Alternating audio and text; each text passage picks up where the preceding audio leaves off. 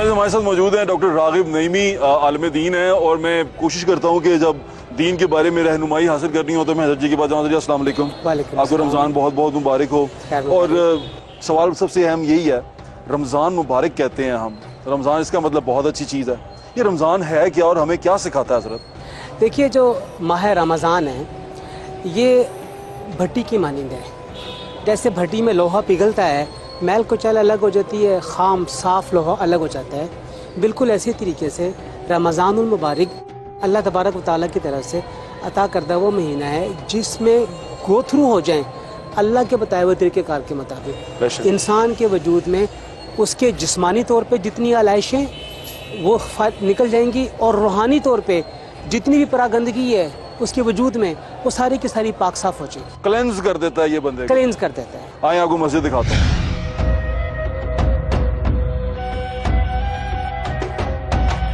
मस्जिद वजीर खान के अंदर मौजूद और मुख्तलिफ जगह पे कोशिश कर रहे हैं कि आपको मस्जिद के नज़ारे भी दिखाएं और हजरत से जो मुफीद बातें कर रहे हैं वो भी आप तक पहुँचाएं। हजरत शायद देखा कभी आपने इतनी बुलंदी से यहाँ पे तो नहीं देखा है, लेकिन इससे ज़्यादा बुलंदी पे शहर से बाहर वाला हिस्सा देखा हुआ। अच्छा, देखा हुआ। अच्छा, लोग देखें आपने बाजार में फिर रहे हैं, मैं कुछ दिन पहले एक वो वीडियो देख रहा था, आटे की लाइनों में लोगों को मार रहे हैं, पुलिस वाले मार रहे हैं, फिर जहां लोगों का बस चल रहा है वो पुलिस वालों को, ट्रक वालों को मार रहे हैं और वो आटा लूट के लेके जा रहे हैं। ये क्या नफसा नफसी पड़ गई है हजरत? हम एक दूसरे का पेट काट के अपना पेट भरने की तरफ क्यों देख रहे हैं? मुझे समझ नहीं आई ये सारी बात। देखिए, ये नफसा नफसी जो हमें शहरियों में नज़र आ रही है ये ट्रैकल डाउन हो रही है, ऊपर से आ रही है। ओहो, ये जो नफसा नफसी का आलम हम बड़े ओहदेदारों में और हुकूमत लेने वालों में जो इजहार कर रहे हैं कि जी हमसे ले ली गई है, छीन लो, मतलब ये जो ऊपर की चीज़ है ना वही हमें अब शहरियों में नजर आ रही है और शहरी भी ये समझ रहे हैं कि ताकत के बलबूते के ऊपर ही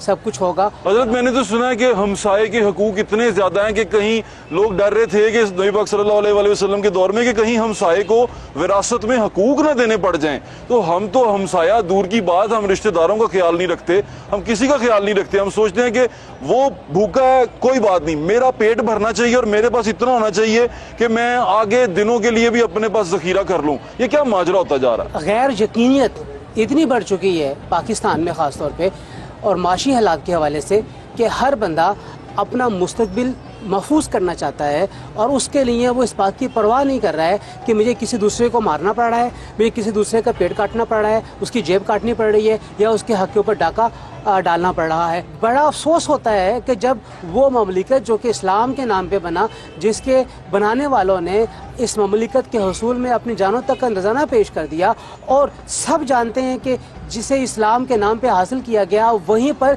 इस्लाम एज अ प्रैक्टिस मसलन के तौर पे तजर्बागाह बनाई गई, लेकिन उस तजर्बे को इम्प्लीमेंट नहीं किया जा रहा है। लोग ये समझते हैं कि आज जो चीज़ मार्केट के अंदर है कल पता नहीं ये मार्केट में हमें मिलेगी कि दोबारा नहीं मिलेगी।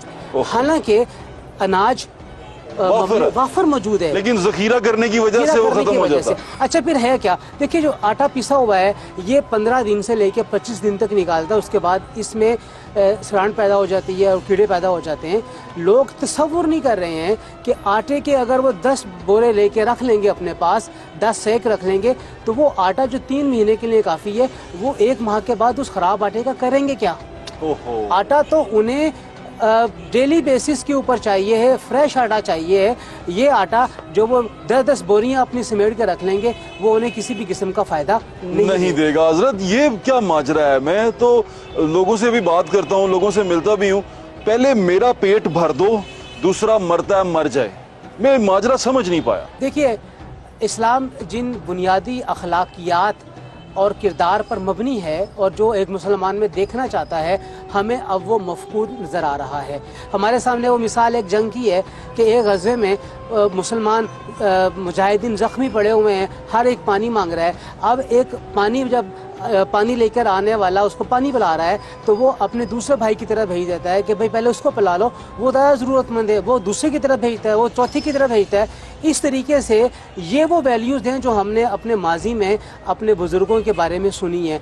हमें इन वैल्यूज़ को दोबारा से अहया करने की ज़रूरत है और इसमें जो एक बड़ा अहम फैक्टर है, जो अखलाकियात का चैप्टर है, सोशल मीडिया ने बच्चों اور بڑوں کے درمیان میں ایک دیوار کھڑی کر دی ہے، اور اس سوشل میڈیا کی وجہ سے جو اخلاقیات ٹریول کرتے تھے، منتقل ہوتے تھے بڑوں سے بچوں کی طرف، وہ اخلاقیات کے لیے ٹائم نہیں مل پا رہا ہے کہ بتا پائیں.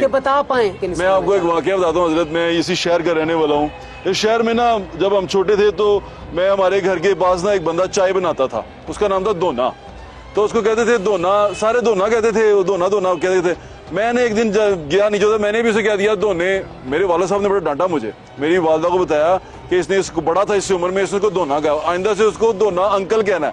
تو میں پورے محلے میں واحد بچہ تھا جو کہتا دونا انکل کہتا، دونا چاچا، دونا. بڑے سارے چھوٹے بچے بڑوں کو چاچا، تایا، کسی کو بابا جی. آپ بات کر رہے ہیں، یاد ہے میرے والد گرامی ہمیشہ مخاطب کرنے کے لیے نام کے ساتھ صاحب لگانے کے امر کو لازمی قرار دیتے تھے.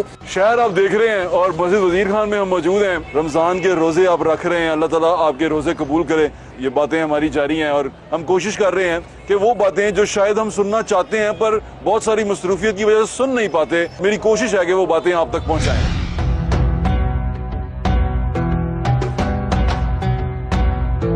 حضرت میں نے ایک حدیث مبارکہ پڑھی، اس میں تھا کہ بہترین یا کامل مسلمان وہ ہے جس کے ہاتھ اور زبان سے دوسرا مسلمان محفوظ رہے. اور ہم آج کے دور میں ہاتھ اور زبان کا استعمال کرتے ہوئے دریغ نہیں کرتے. ہاتھ تو چلو ایسا لگتا ہے نا کہ سامنے والا طاقتور ہے تبھی ہاتھ استعمال نہیں کرتے، لیکن زبان کا استعمال اس قدر بے دریغ کرتے ہیں، تہمت لگانے میں، بہتان لگانے میں، کسی کی دل آزاری کرنے میں، کسی کو ذلیل کرنے میں، اور پھر اس کو دیدہ دلیری کا نام دیتے ہیں. محدثین اس حدیث کو بیان کرتے وقت یہاں پہ بریکٹ کے اندر انورٹڈ کوما میں لکھتے ہیں، یہاں پہ مسلمان سے مراد ہے کامل مسلمان. آپ نے بھی ترجمے کے اندر اس کا ذکر کیا. ان حدیث کے الفاظ میں نبی کریم صلی اللہ علیہ وسلم نے بڑے واضح انداز میں یہ فرما دیا کہ بھئی مسلمان ہے زبان سے وہ کسی کو کچھ نہ کہے اور اپنے ہاتھ سے کسی کو کچھ نہ کہے، یعنی زبان سے کسی کی غیبت نہ کرے، چغلی نہ کرے، گالی نہ دے. حدیث میں آتا ہے المومن لیس بالطعان ولا باللعان، کہ جو ایمان والا ہوتا ہے نہ وہ طعنہ زن ہوتا ہے نہ وہ لعنت بھیجنے والا ہوتا ہے، لعنت بھی نہیں بھیجتا. اسی طریقے سے جو دوسرے مسلمان کو کہا گیا کہ اس کے ہاتھوں سے محفوظ رہیں، یعنی اسے کسی بھی قسم کا جسمانی نقصان نہ پہنچے، اس کے ہاتھ کسی کو نقصان نہ پہنچائیں. ہم آئے روز ٹی وی کے اوپر دیکھتے ہیں لوگ ایک دوسرے پہ پتھراؤ کر رہے ہیں، ایک دوسرے کو مارنے کے اوپر تلے ہوئے ہیں، اور دوسرے مسلمان انسان کی جان کی کوئی اہمیت ہی نہیں رہی ہے. اور معاملات تو اس طرح کے آ چکے ہیں کہ آپ سڑک کے اوپر نکلتے ہیں، آپ کی اپنی غلطی بھی نہیں ہوتی ہے، دوسرا آدمی روک کے آپ کو مارنا شروع کر دیتا ہے، تھپڑ مار دی، گاڑی لگی ہلکی سی تھپڑ مار دی ہے. اور یہ چیز اور دیکھ رہا ہوں میں کہ جس کے پاس کچھ نہیں ہے، اور روزے میں حضرت میں نے زیادہ دیکھا دونوں روزے دار ہوتے ہیں، لڑ رہے ہوتے ہیں، اور جس کے پاس کچھ نہیں ہے، جس کے پاس کم ہے، وہ اپنے سے زیادہ والے سے پتہ نہیں کس جرم کا بدلہ لینا چاہتا ہے. وہ اللہ تعالیٰ کی اس تقسیم پہ ہمیں لگ رہا ہے ناراض کہ وہ اللہ تعالیٰ نے جو اگر امیر کو کچھ رقم زیادہ دے دی ہے، اس کے پاس گاڑی موجود ہے، تو ایک موٹر سائیکل والا چھوٹی سی بات کے اوپر ہاتھ میں پتھر پکڑ کے اس کے شیشے توڑنے کے اوپر تیار ہے. حضرت صلہ رحمی کے بارے میں کچھ بتائیے گا، کیونکہ میں جب چھوٹا تھا ہم اسکول میں پڑھتے تھے تو صلہ رحمی کے بارے میں بہت کہا جاتا تھا، رحم کرو، درگزر کرو. درگزر پہ اسلامی کتاب میں پورا ایک چیپٹر ہوتا تھا کہ جو درگزر کا کہا گیا تھا کہ اگر چھوٹی بھی بات کوئی گراں بھی گزرے طبیعت پہ، درگزر کرو، معاف کرو، آگے بڑھ جاؤ اور اس چیز کو یہیں پہ ختم کر دو. تو آج کل تو میرے خیال سے میں نے بچوں میں بھی وہ عدم برداشت دیکھی ہے، میں نے جو نسل تو نوجوان ہے ان کے اندر بھی وہ عدم برداشت دیکھی ہے. یہ عدم برداشت کیوں بڑھتی جا رہی ہے؟ سڑکوں کے اوپر جو لوگ ٹریفک میں شامل ہوتے ہیں اور وہ جو سائیکل پہ ہے یا بائی سائیکل کے اوپر ہے، اس کا کاروں اور بسوں والوں کے ساتھ جو رویہ ہوتا ہے وہ انبیئریبل ہوتا ہے. تو یہ تو اللہ تعالیٰ کی تقسیم ہے. اسی طریقے سے جو صلہ رحمی کا معنی یہی ہے کہ ایک آدمی جو آپ کا عزیز ہے، دوست ہے، آپ کا ہمسایہ ہے، آپ کے ساتھ رہتا ہے، اس نے کسی قسم کی کوئی غلطی کر لی ہے، آپ اس غلطی کو معاف کر دیں.